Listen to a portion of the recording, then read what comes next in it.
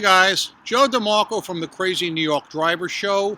Today is Thursday, December 9th, 2021.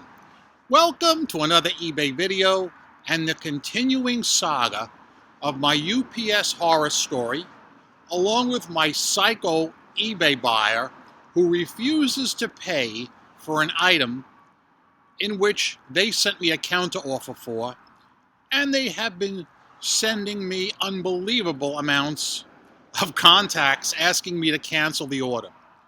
As you can also see, it is still cloudy with no end in sight. I made you guys a solemn promise yesterday that my next video it would be cloudy, and I'll make that promise again for tomorrow night. It'll be cloudy tomorrow as well. Let's go inside and let's get the video started.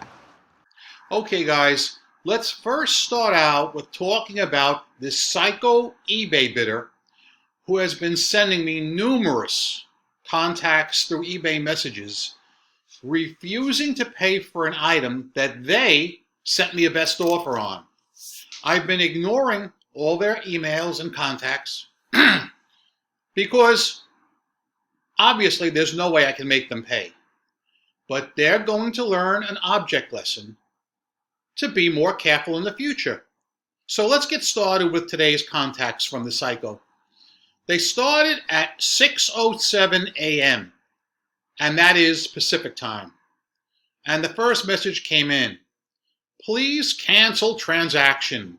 These won't fit my car. Sorry for the inconvenience. Thanks. Now while I got you here guys, take a look. You can clearly see the title of the listing. And you can see it says 14-inch in the title. This is going to come into play in the next messages I'm going to show you. Now look at the time. 2 minutes later, 6:09 a.m. Please cancel the transaction. Hubcaps won't for my car. I have 15-inch size wheels on it. Sorry for the inconvenience. Thanks. It clearly says 14-inch, see it? See right down there? It clearly says 14-inch in the listing.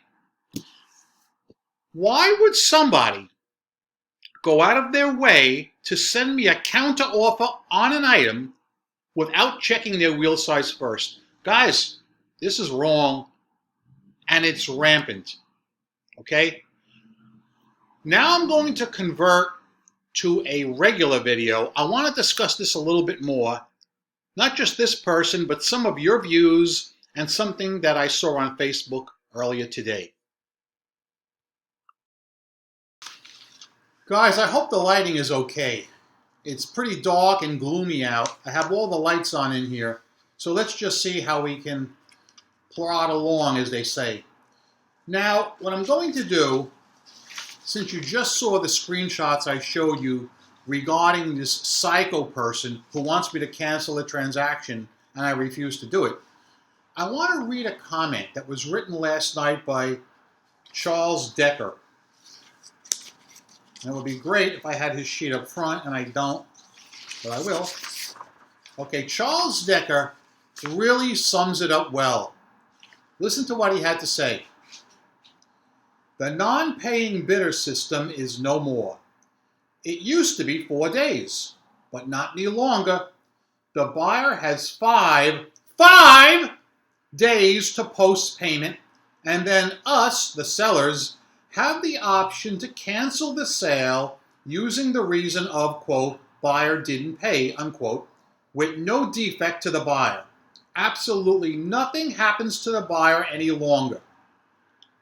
No unpaid item strike, no reprimand, nothing. The exact same situation happened to me yesterday with a clown that I sent an offer to watch on for a 2012 through 2014 Ford Focus sedan taillight lens. He receives the offer, counters back at a lower price than I really wanted, but like you, I went ahead and accepted. He never paid. Then, only after I sent an eBay invoice, he messages back within 5 minutes asking for me to cancel because he thought it was for a Ford Escort, not a Ford Focus. What an idiot. The listing title says Focus. The description says Focus.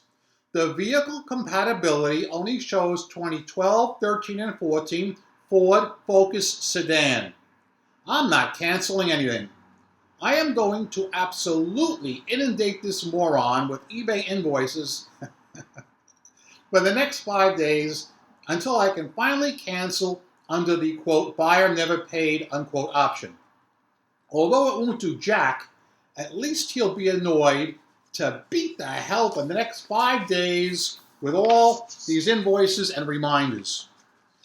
I think Charles Decker summed it up very, very well, okay? Like Charles Decker, I refuse to cancel this sale. I'm going to let it play out just like he is. And I am pretty sure that every day eBay sends payment reminders to the buyer, reminding them to pay. It's clear my buyer will never pay. He's stupid, okay? He's a stupid, uneducated person because it clearly says 14-inch in the title and he has 15-inch, just like with Charles Decker. You'll notice the commonality between myself and Charles Decker. We both sell in eBay Motors. That is the common thread, and we are attracting all these people that don't do due diligence. We are attracting all these people that don't do due diligence. Okay? Am I right or am I wrong? I mean, it's a bummer. It's a real bummer when this kind of stuff happens. Especially what the real slap in the face in both cases is the buyer sent us a counter offer, which shows intent. Okay? Now, I know some of you guys are wondering why I blocked out the guy's user ID, the deadbeat bidder, which is something I rarely do, but I did it because for a very good reason.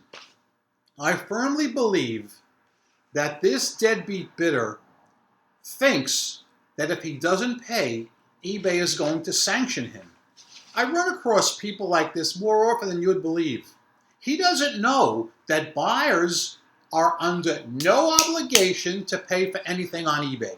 They can do what they want and have carte blanche. This is one of those guys that doesn't know that.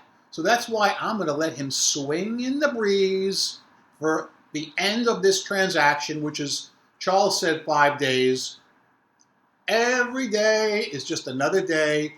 After the 5th day, all right, then I'll cancel saying buyer didn't pay. All right? Come on. Fair is fair and right is right.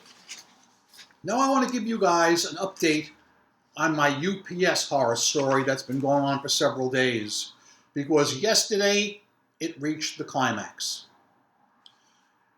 I left you guys telling you that it was misdelivered to, instead of the buyer's address, his residence, a UPS store in a neighboring town. Some of you guys wrote in and said that you believe that that was done because the buyer requested it and that's his backup location or something to that effect. But I have to tell you guys, although that does sound somewhat plausible, that is not the case here, because my buyer didn't even know where the store was or its hours. I had to clue him in on everything.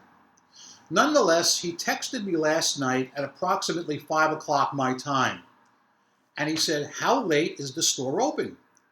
I said, the store here in New Jersey is open till 6, so most likely yours will be open till 6 too. And he says, okay, I'm going to head over right now. I said, please text me back and let me know the outcome. So about 40 minutes later, he texted me back and said, I got the item. He went to the UPS store. I guess he showed proper ID, and they gave him his package. It was a total screw up on UPS's part. Terrible. That being said, I want to read some of your comments from last night's video regarding UPS. There's quite a few of them. Once I'm done with today's video, I'm closing the chapter on the UPS horror story because I have new stuff to talk about tomorrow night. So let's get into the UPS comments from you good people. Ed Bay wrote, Joe, great video. Love your straightforward, honest criticism of trying to file a claim with UPS or FedEx when shipped with an eBay label. The same thing happened to me a while ago with a FedEx home delivery shipment. At the time, I could not even find anything on eBay, such as the ridiculous spreadsheet you showed. I tried to file a claim with FedEx, and they would not talk to me because I printed the label from eBay and not my own account. At some point, I gave up and ate the loss. You would think that the amount of business UPS and FedEx get from eBay, they would have a simple solution for sellers to file a claim. eBay needs to work with them so we can file a claim right from our eBay account. However, that makes too much sense, and eBay's tech department has too many other fires to put out. I'm doubtful this type of situation will ever be resolved. Excellent comments, Ed. Guys, I prepared this little drawing. I got to get up and get it. Hold on.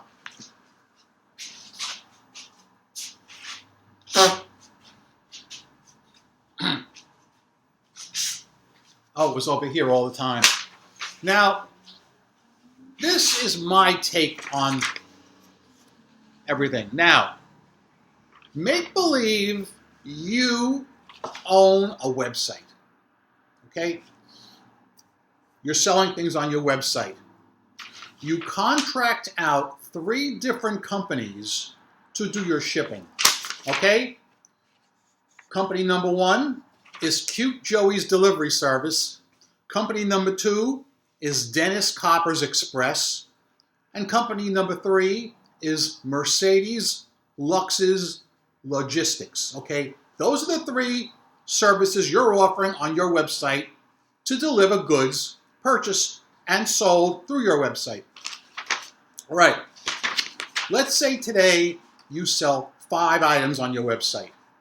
Okay, see if you can see this. All right, starting off with the customer buys the item on your website. All right, they choose the contract carrier. I don't have Mercedes' name written in there, so I'll just put Lux. Okay, sorry Mercedes, but I'm winging this. I'm in a rush today. Okay, the items are shipped. All right, now look. Gosh darn it. Of the 5 packages, 4 arrive at their destination, 1 doesn't. The customer who made the purchase contacts you and said, hey, I bought something from you. And the tracking shows that it was lost. What would you tell your customer? Any good business person would say to their customer, all right, hang out. Let me check the tracking, and I'm going to investigate it with the carrier. Because that's your responsibility. And I know you guys are responsible, and I know you would do it. I would do it too. All right?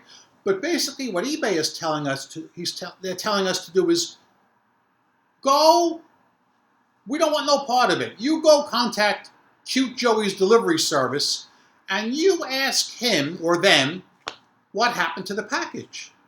They're like absolving themselves of all responsibility. And in the point that Ed Bay made, you know darn well that they're making money on these shipments from UPS, FedEx, and the post office. And I personally feel that they have the responsibility to pursue claims on the behalf of sellers when their contract carriers screw up. That's how I feel. How do you guys feel? Talk to me in the comments below. Ryan Glazer wrote in with 2 comments. He wrote in, FedEx is good about paying the claims, making it easy to file, and they also refund you the label cost with the check. When the first thing UPS does is to ask you to sign up for a user account when attempting to file a claim, you know you're in for a runaround. And once you create an account, you receive an error trying to submit. And Ryan is right on the money, and I showed you this in screenshots the other day. Ryan also wrote, Joe, it's 100% the same with Amazon. The eBay and Amazon vendor accounts are blocked and blacklisted from UPS support. UPS will tell you to call eBay or Amazon. Call Amazon or eBay and they will immediately tell you to call UPS. You will get nowhere fast. Therefore, I don't even try anymore with them. It's just not worth the time. Next comment from Rubber Wilbur. Joe, I wouldn't physically refund the customer. I would make eBay do it, and it's possible they may refund without any cost to you. Do you possibly have another exact hub to send to the customer? If so, you could send that to minimize your loss. Rubber Wilbur, had the item not shown up like it did, I would have told the customer to escalate it to eBay, and I would have pursued it that way, and hopefully eBay would have covered me. Now, there's no way I would send him another wheel cover out for free. This was for a classic car, and that's why he was so insistent on getting it, because he wants it for a Christmas present for his brother. So I can understand the customer. This guy was a gem to work with. He was patient as all hell. And man, I wish every eBay customer was as nice as this guy in Texas.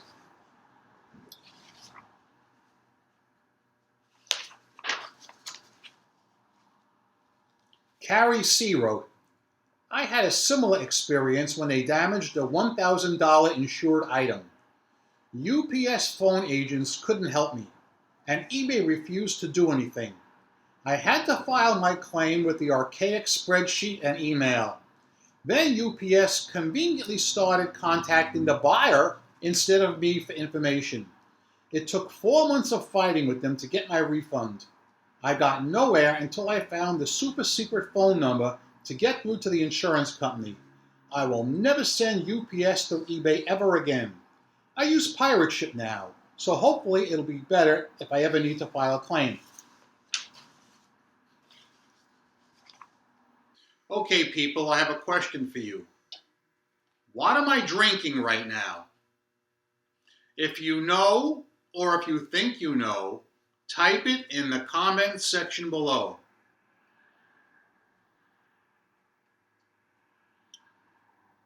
It's very good. Denise Turner wrote, this is truly wrong and eBay needs to handle this with UPS directly and make them compensate you for your loss. eBay needs to remove the option to use UPS if they refuse to treat and handle their customers correctly. eBay needs to get on the ball with this one. Love your channel, Crazy New York Driver. Michelle Murnick wrote, Joe, on eBay's antiquated lost claims form, you're looking at the wrong page. At the top of the page, you will see, quote, hidden sheet, unquote, instructions, and lost claim form tabs. Click on the lost claim form tab and it should take you to the actual claim form to fill out.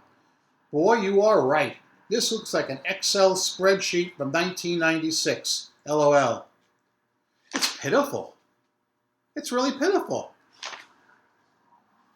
On cancellations, Rubber Wilbur wrote, I've gotten about 5 cancellations immediately after buyers purchased.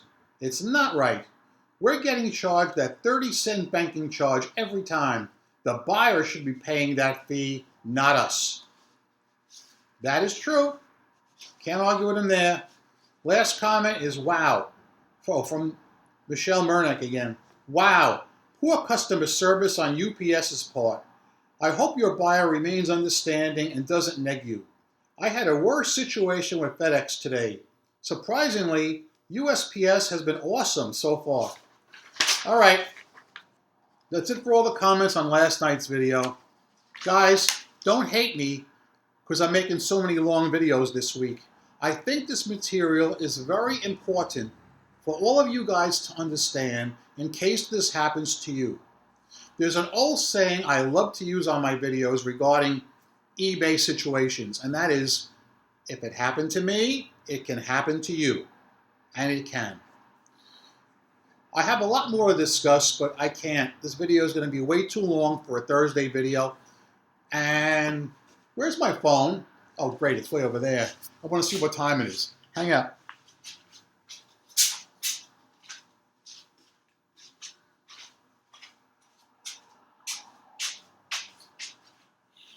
Okay, the time now, 3:02 p.m. So, I'm going to bring this to a close. Comment your feelings on any of the topics I've talked about today, and comment them as early as you can, because I haven't even started the outline for tomorrow night's video yet. So, talk to you then. I'm Crazy New York Driver. You're not. Rock on and peace!